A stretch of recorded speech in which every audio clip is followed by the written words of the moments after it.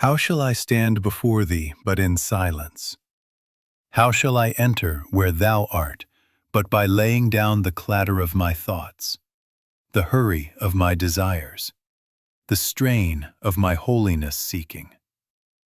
In this hour, let us let the world's noise fall outside the door of consciousness, and let us come without bargaining, without plans, without even the hope of making something happen. It is out of the silence that the presence and the power of God comes. It is in the stillness that the still, small voice is heard, and not in our forecasting, not in our rehearsed affirmations, not in the clenching of mind or the tightening of will. God must be felt. God must be realized.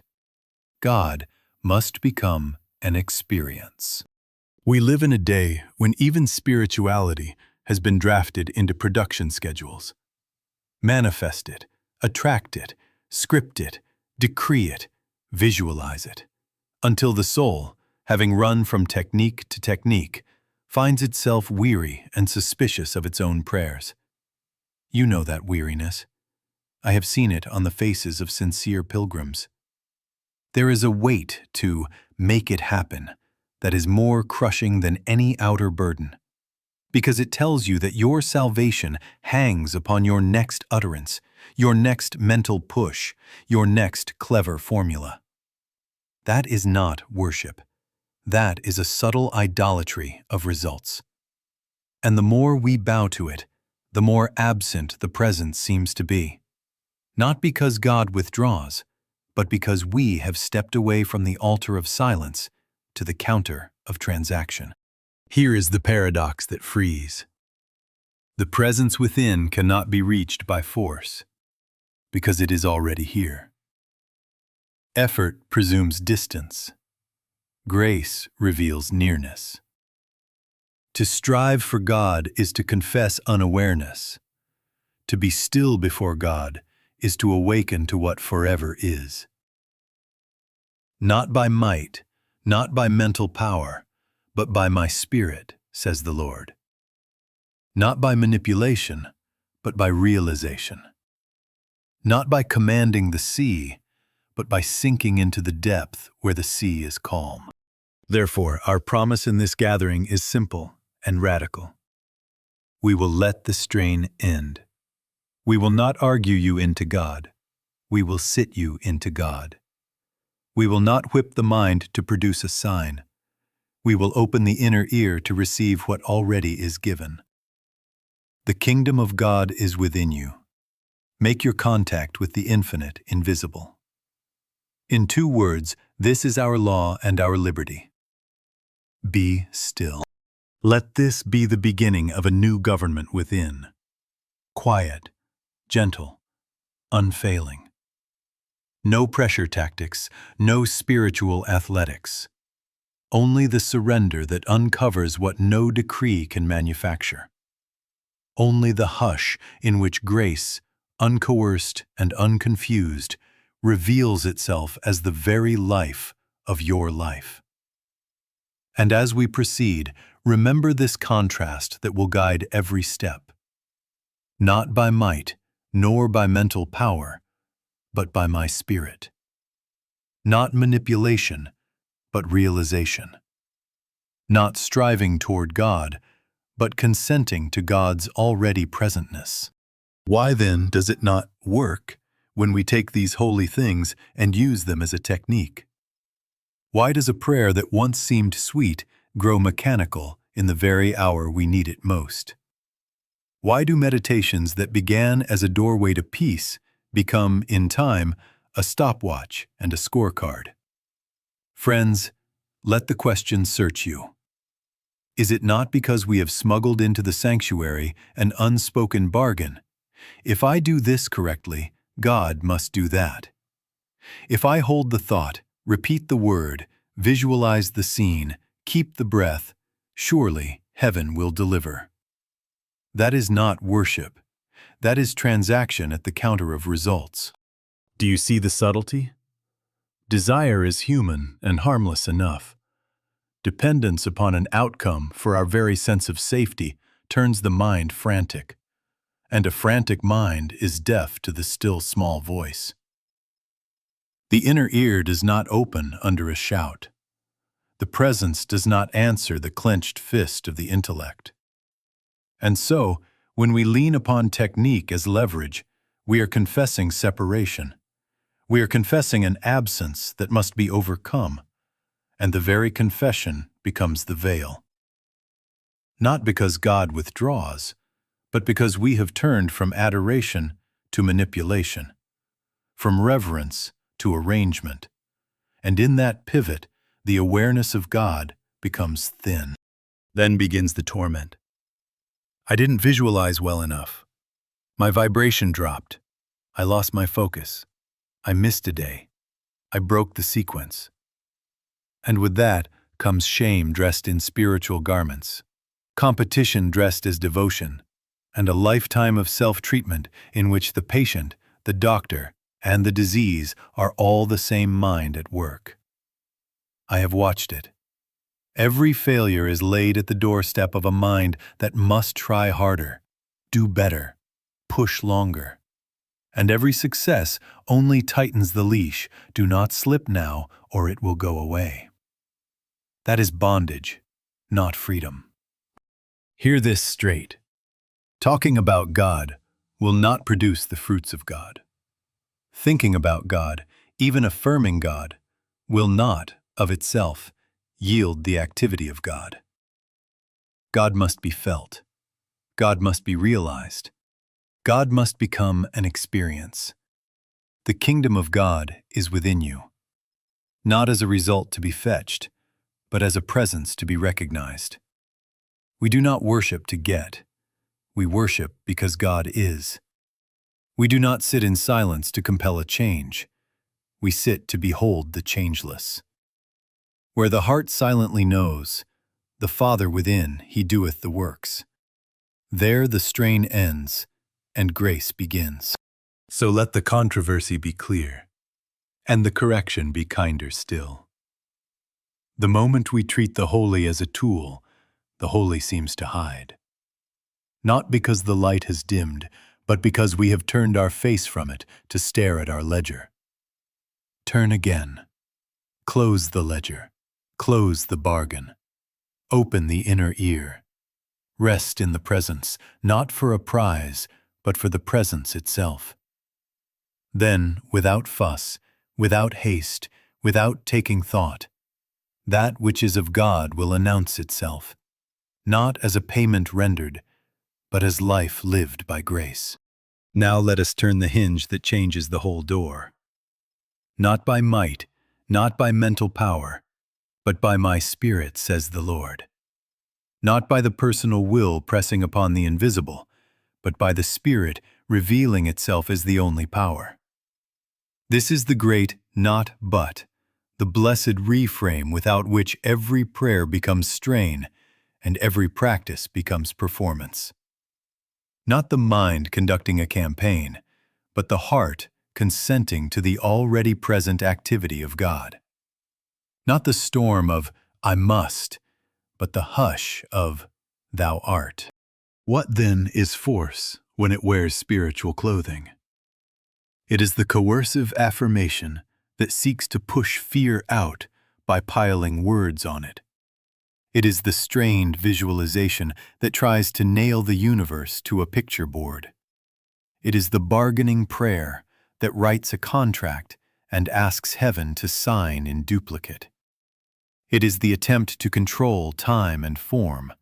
By the 3rd of the month, by this address, in that color, with those zeros, while calling it faith. All of this is the old self, dressed in white, still planning to be captain. It is not wicked. It is weary. It is not evil. It is ineffective for one reason. It assumes a distance that does not exist and then labors to cross it. Grace does not cross distances. Grace reveals there was no gap. Grace is not a better technique. Grace is the end of technique as a means of control. Grace is the divine activity, Emmanuel, God with us, already in operation as life and law, as presence and power, as wisdom that knows, as love that moves of itself. Grace becomes evident when we cease directing it and begin consenting to it. Consent is not passivity. Consent is the holy letting be, in which the Father within doeth the works, and the self retires from management to reverence. Then manifestation, so-called, takes its rightful place, not as a prize for correct method, but as the natural overflow of realized presence. Supply appears as the sufficiency of God, being God where you are. Guidance announces itself as a quiet knowing before the mind has debated. Healing is the dissolving of a picture in the light of what is, not a wrestle with symptoms. These are not trophies to exhibit. They are byproducts of beholding. Seek first the kingdom. Make your contact with the infinite invisible, and all these things are added without taking thought. Where, then, is authority? Not out there in a chain of sacred steps, not in the personal mind's cleverness, but within. The kingdom of God is within you. The turning is inward, from the self as doer to the self as done. Not I, but the Christ. Not pressure, but presence. Not arrangement, but awareness. Sit down inside yourself and listen. Keep this inner ear open. Whisper nothing. Behold everything. One with God is a majority, and in that oneness the world's push meets the peace that commands without coercion. Let this be our law henceforth. Not by mental power, not by counting words, not by straining eyes, not by deadlines dressed as prayer, but by my Spirit. Surrender the timetable, lay down the blueprint, and retire from bargaining. Stand in the silence where God is already being God, and watch how life, unforced and unfeared, begins to flower of itself. What, then, is this contact of which we speak? If it is not a push and not a plan, if it is not an argument with heaven or a performance of mind, what is it? It is the simple, holy shift of attention from effects to cause, from outer traffic to inner presence, from words about God to the consciousness of God. Not to reach God, but to become aware that God is already here, already the life of your life, closer than breathing, nearer than hands and feet. Do not hunt a thrill. Do not measure the presence by the rise and fall of emotion. God must be felt, yes, but felt as a quiet certainty, as a resting awareness, as a stillness that is self-authenticating. A flame that does not flicker for our applause, yet warms and illumines without strain. Make your contact with the infinite invisible. That is not poetry. That is instruction. How? Sit inwardly. Whether the body is sitting, walking, or driving makes little difference, and let the mind cease composing. Cease petitioning. Cease decorating the altar with phrases.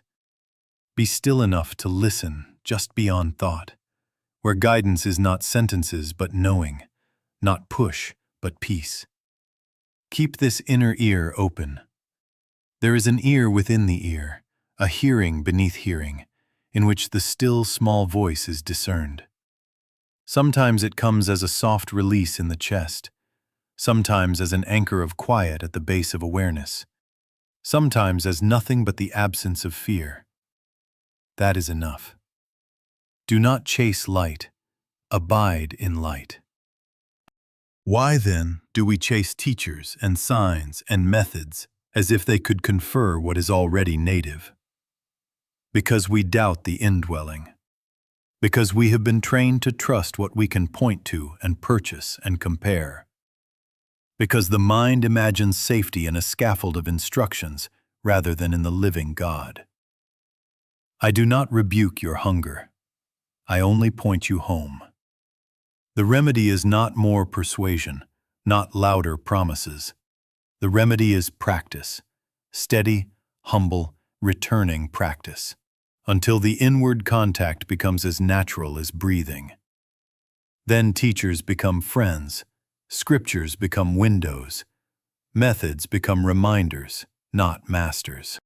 Call this presence Emmanuel, the Christ, Tao, Buddha mind, the One.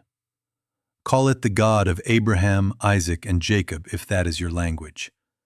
Call it the Father within if that awakens love. Call it the infinite invisible if that keeps you from form. The name is not the power.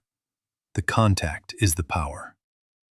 Worship in spirit and in truth, in the spirit of inner stillness, in the truth of God's omnipresence, and you will discover that one mind governs, one life animates, one love fulfills itself as you.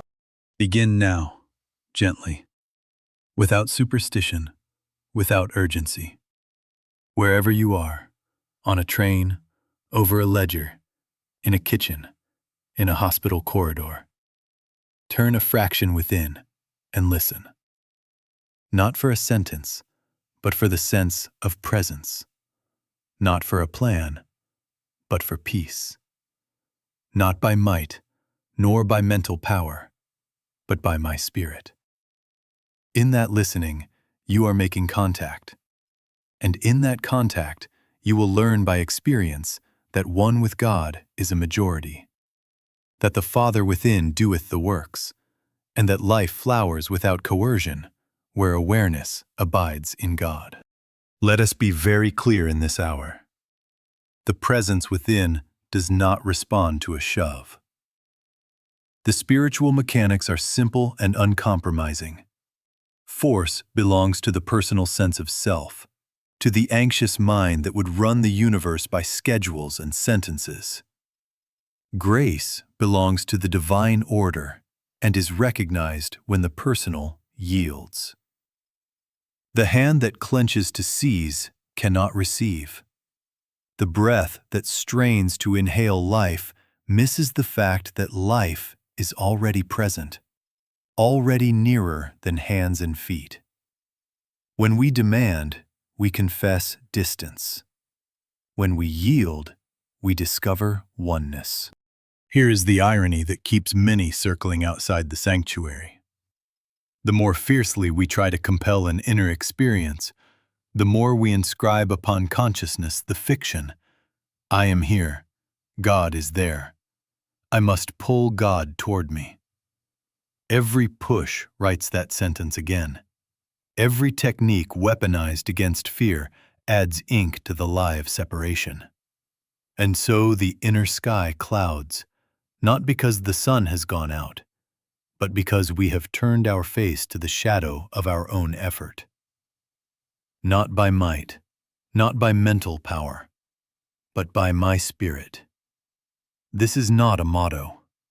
It is the architecture of reality. Do not confuse alignment with control. You may open the window, you cannot command the breeze. You may prepare the soil with silence, receptivity, and integrity. You cannot manufacture the sunlight. You may sit quietly, cleanse motive, make your contact with the infinite invisible. You cannot schedule revelation. The farmer who yanks at a stalk to speed its growth destroys what he loves. The soul that yanks at God delays the very realization it seeks. Grace moves of itself. The Christ performs all things for us when the self retires from management and stands in reverent readiness. Here is the pastoral correction for pressure spirituality. God is not impressed by our strain. The infinite is not enticed by our vows to do better tomorrow, nor bribed by our longer lists today. The Father within, He doeth the works. Worship in spirit and in truth means quietude, humility, consent. A willingness to say within, "Here I am, Father. Thy Spirit is the government of my life. I listen." And then to keep the inner ear open without argument, without bargaining, without the stopwatch that asks, "Is it working yet?" To live by grace without taking thought is not to become careless. It is to become free of anxious plotting, of spiritual forcing, of the inner project manager who mistakes noise for authority. It is a new phrase logic for the path, not by pressure, but by presence, not by arrangement, but by awareness, not by self-assertion, but by self-surrender. In the one mind, there is nothing to move from here to there. There is only the unveiling of what already is. When we cease pushing, recognition dawns, and with recognition, form adjusts of itself. Guidance as a quiet knowing, supply as sufficiency appearing, healing as the dissolving of an appearance in the light of truth. So let us stop driving and be carried. Let us end the inner coercion and enter the inner consent. Force presumes separation. Grace reveals oneness. And in that oneness, one with God is a majority, and life unfolds, unhurried, unhounded, under the gentle government of Spirit. Now, how does this move from the sanctuary of silence into the crowded hour when a bill is due, when a report is feared, when a body whispers discomfort, when a relationship is knotted and the mind begins to rehearse its arguments? Here is the healing principle, simple and uncompromising. There are not many minds working at cross purposes in a hostile universe.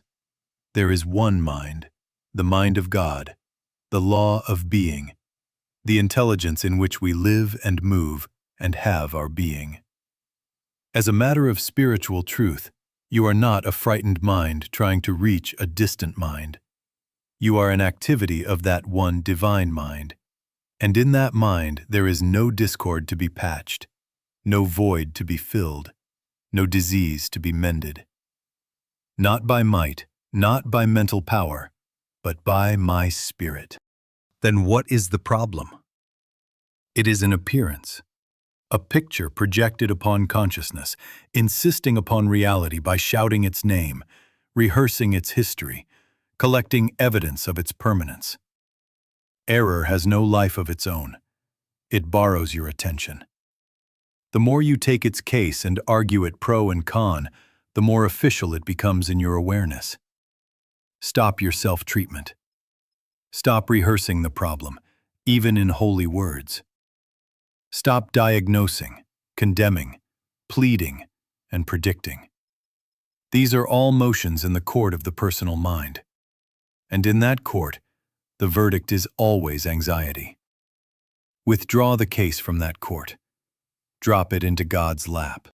How? Not with a flourish, but with a hush. Father within, I do not know. Thou knowest. I surrender this appearance into the light of thy allness. And then, be still. Do not pick up the file to check its progress. Do not tell 3 friends how difficult it is. Do not keep touching the sore spot with fresh fear. Make your contact with the infinite invisible. Sit in the inner ear and listen. Let the presence announce itself not as an immediate change of scene, but as a felt peace, as authority without effort, as a release of concern. In that awareness, the picture loosens. In that light, the shadow thins. The Christ performs all things for us when the personal manager retires and the inner government is acknowledged. Do not mistake this for passivity. Guidance will come, quietly, naturally. Sometimes as a simple next step. A call you were moved to make, a sentence to write, a rest to take, a door you are not to knock upon. It will not be driven by fear. It will be recognized by peace. Supply will not crash the gates. It will appear as sufficiency, exactly when and where needed, because sufficiency is how grace looks when it touches form. Healing will not be a wrestling match. It will be the dissolving of a picture in the presence of what is true. One with God is a majority, and in that oneness, the so-called problem is not conquered but seen through, not forced to change, but allowed to vanish as unreality under the steady gaze of truth. Let this be your practice. Whenever the appearance rises, do not strengthen it with argument. Retire into the secret place. Lay it in the invisible basket of God's keeping. Hold to the realized fact. God is the only mind. God is the life, the law, the substance here. Then watch without strain as order reveals itself, as decisions become evident, as harmony unfolds, not by your manipulation, but by the spirit that is forever being itself where you are. There is a deeper turn yet, and it is not from one method to a finer method, but from one identity to another. Who are you in this life of prayer? An anxious manifester stationed at the controls, pulling levers, watching dials, bargaining for outcomes? Or a son, a daughter of the living God, at home in the secret place of the Most High, consenting to the government of Spirit? This is not a poet's question. This is the hinge on which functionality swings. As long as you stand as the proprietor of your destiny, asking God to underwrite your designs, strain is inevitable. But when you take your seat as the indwelt one, I live, yet not I, Christ liveth in me. The very basis of action changes. Not by might, not by mental power, but by my spirit. I live, yet not I. Do not treat it as theology to admire. Let it become the inner government you obey. Not I is the retirement of the personal manager. Christ liveth in me is not a borrowed phrase. It is the felt authority that rises in the silence and takes its own perfect care. It thinks without fretting. It guides without debate. It performs all things for us as presence becoming evident.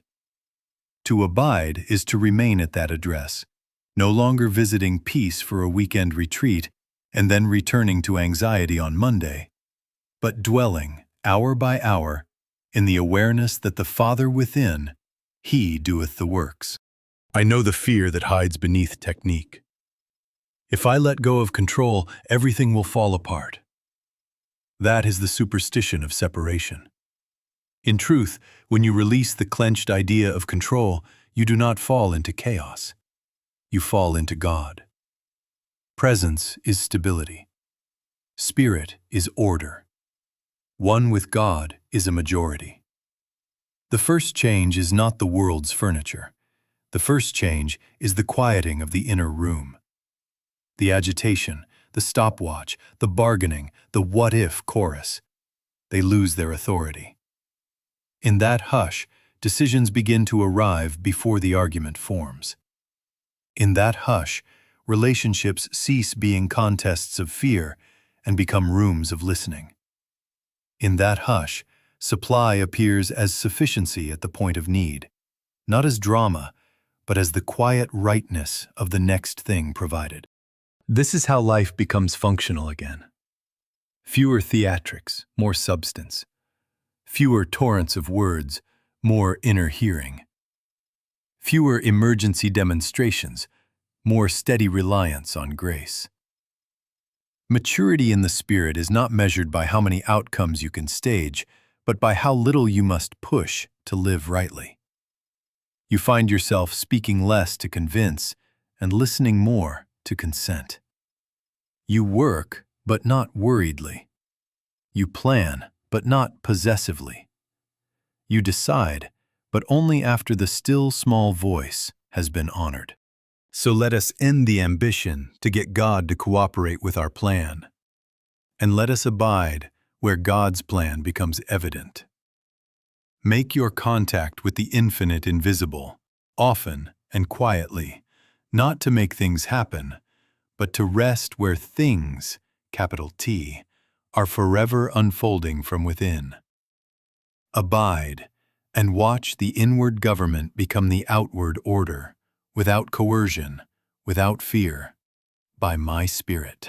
Now we come to the price. Not a bargain with heaven, but the natural cost of attention.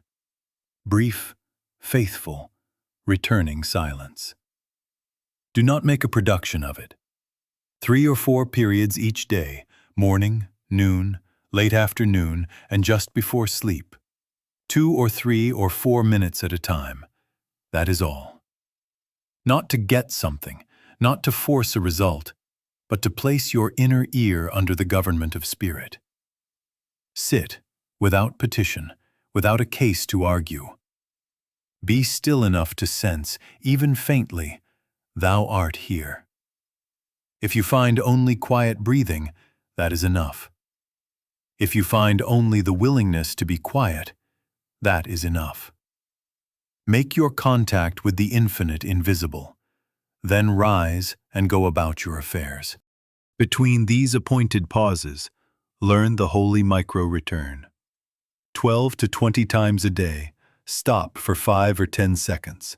At the sink, at the door, at the red light, at the edge of a sentence, and turn inward with a simple remembrance. Thy grace is sufficient. The Father within doeth the works. No pressure, no stopwatch. A bow of consciousness. A soft inward glance. Then continue. These are not interruptions. They are the arterial breaths of your day, the unseen appointments in which awareness is irrigated, and the mind is gently reminded who governs. What is success here? Not visions, not fireworks, not a voice speaking in the room. Success is a softening, a loosening of the clenched manager, a dawning sense of presence that may be as modest as the shoulders dropping, the breath deepening, the argument pausing before it starts. Success is the return itself. If in 2 minutes you simply refused to plead and chose instead to listen, that is success. If in 10 seconds you remembered, not by might nor by mental power, but by my Spirit, that is success. Do not measure your progress by how quiet your thoughts became. Measure by your fidelity to the returning. And when the mind revolts, and it will, for the personal sense believes it earns safety by busy thinking, do not wrestle thought.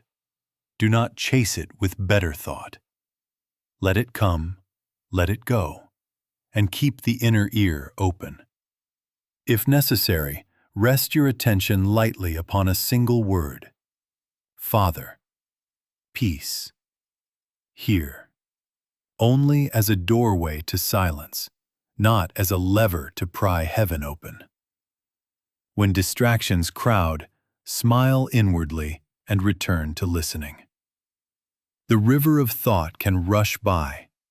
You stand quietly on the bank.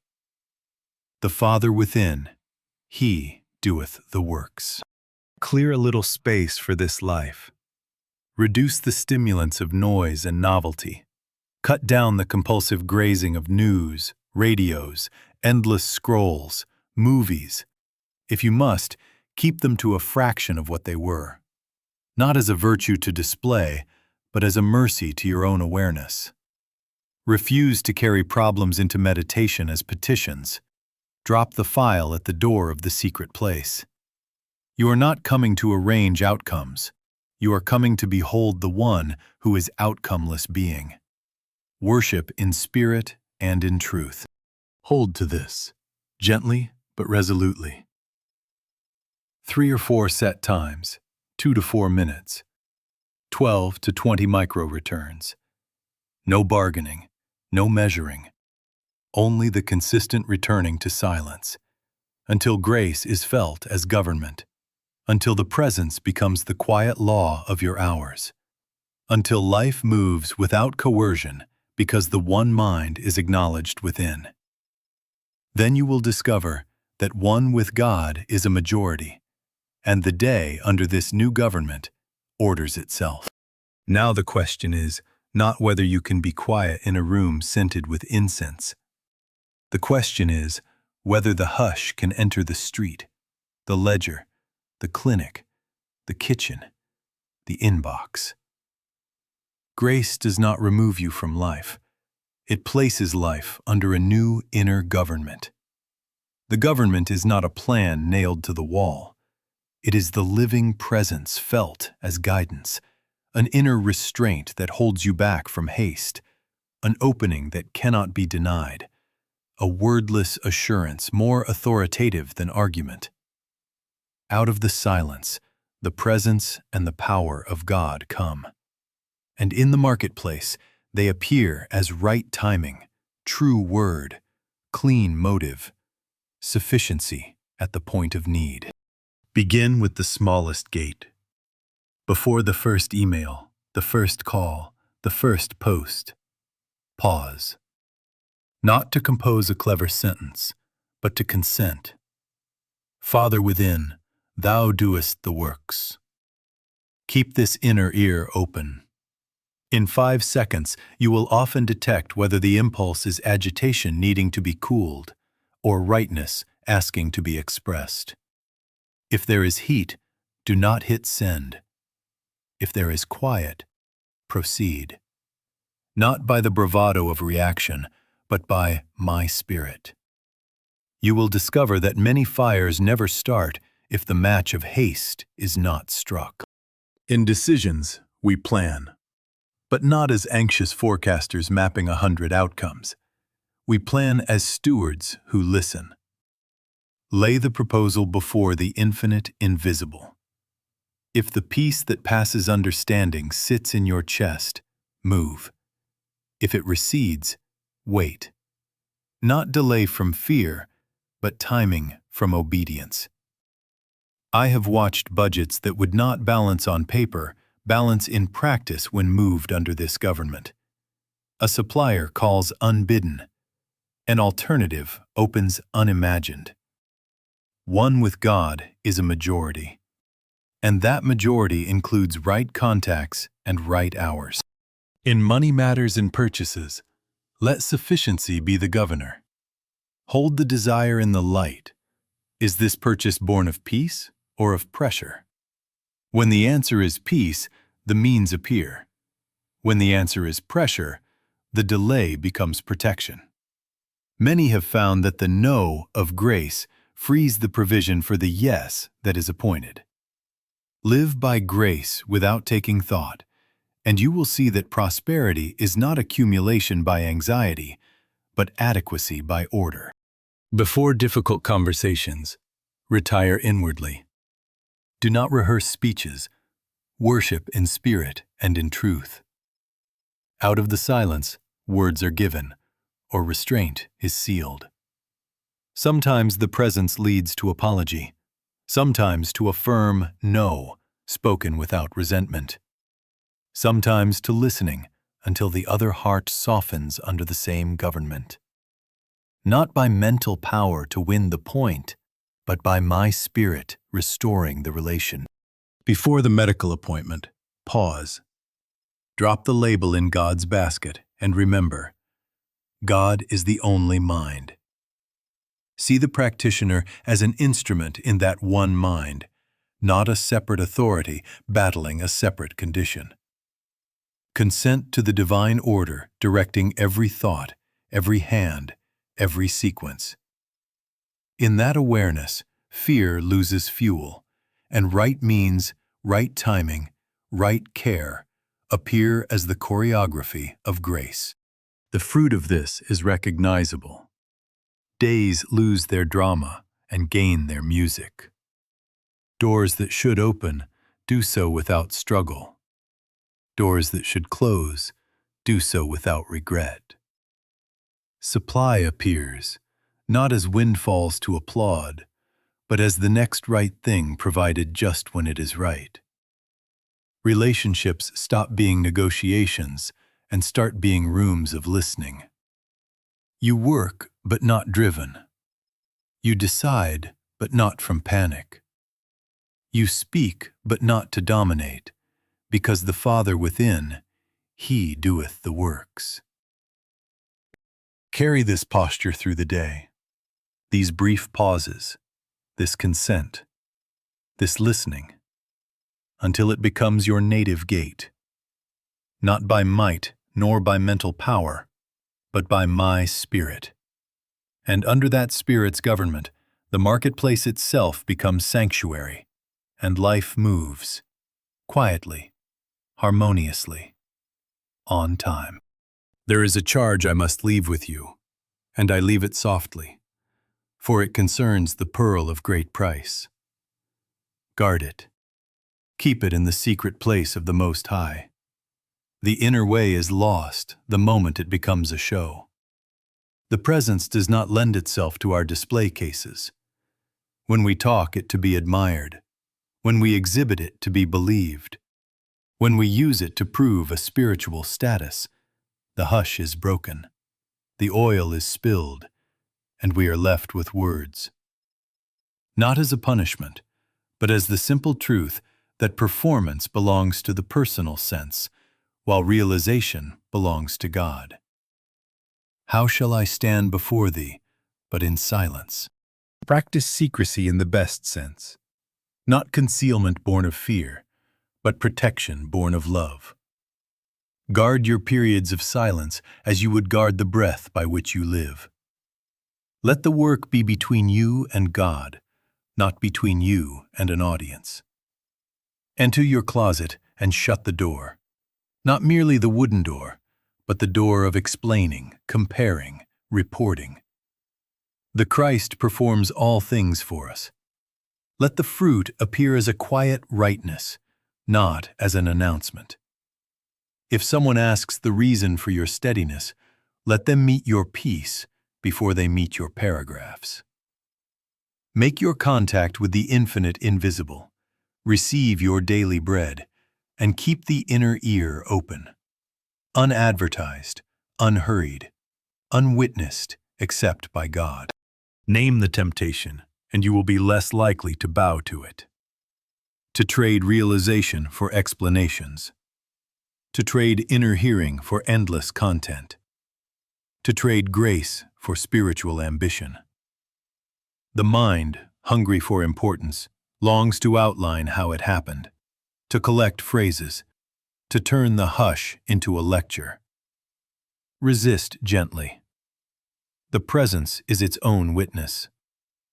When you decorate the temple with reports, you are tempted to live on yesterday's description rather than today's contact. Do not let your altar be covered with clippings. Worship in spirit and in truth. Not by might, not by mental power, not by spiritual brandishing, but by my Spirit. I charge you to keep your standard high and your voice low. Do not be satisfied with anything less than the felt realization of God. Not a doctrine held, not a memory revisited, but an immediate awareness, however slight, that Thou art here. If in the appointed minutes you find nothing to boast of, rejoice. You have escaped the snare of boasting. If peace comes as a feather's weight, protect it like a flame cupped in wind. Do not parade it. Say within, "Thank you, Father," and go quietly about your affairs. One with God is a majority, and a majority does not advertise. End the performance. Lay down the need to be seen as spiritual. Lay down the impulse to brandish principle as proof. Keep this inner ear open. Let silence be your sanctuary and humility your guard. And as you move through the marketplace, Let your only credential be the fact that the Father within, He doeth the works.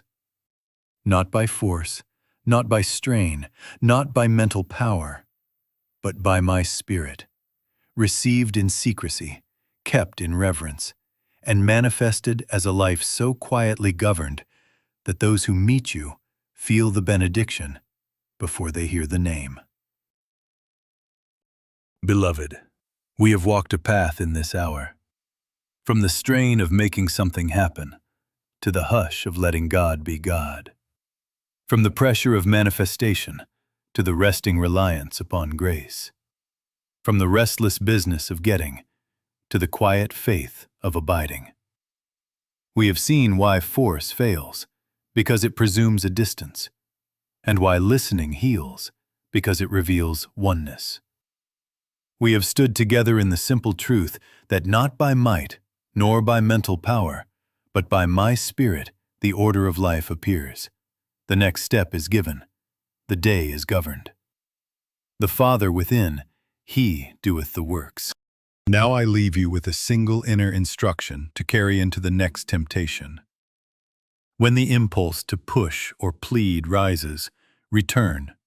One breath, one silence, one remembrance. Let it be as simple as the words, softly within, Thy presence is here. Do not argue, do not bargain. Keep this inner ear open. In that single consenting breath, you have moved from the courtroom of anxiety to the sanctuary of the infinite invisible. Lay the appearance in God's basket and be still enough to feel even the faintest peace settle as authority. That is the government of your moment. One with God is a majority. Take this as a week-long experiment. For 7 days, keep your appointments with silence. Morning, noon, late afternoon, and before sleep. 2 or 3 or 4 minutes, no petitions, only listening. Between them, practice 12 to 20 micro-returns, 5 or 10 seconds at the sink, at the door, in the hall, at the screen, whispering inwardly, Father, Thou doest the works. Reduce your spiritual labor. Fewer speeches to heaven, fewer rehearsals of problems, fewer broadcasts about your journey. Increase consent. More quiet yes, more inner stillness, more readiness to be led. Then watch, without strain, what reorganizes naturally. Timing becoming kind, decisions arriving on time, relations gentled by peace, sufficiency appearing at the point of need. Not a circus of marvels, but the steady evidence of a new government. And let this reassurance guard your heart. You are not behind. You are not failing. You are being called inward to the secret place of the Most High. Do not measure by fireworks. Measure by fidelity to the returning. If the presence is felt as the softest feather of peace, protect it. It is enough. If there is only the willingness to be still, it is enough. The Christ performs all things for us. Our part is availability, humility, listening. Worship in spirit and in truth, and let the truth be that God is already here. So I bless you now. May the peace of realized presence govern your hours, guide your steps, and sustain your breath. May the still small voice be clearer to you than the clamors of fear. May your work, your home, your marketplace be placed quietly under this inner government. And as you refuse to compel God, may you discover that God already compels harmony, silently, surely, from within. Go in this hush. Keep the appointments.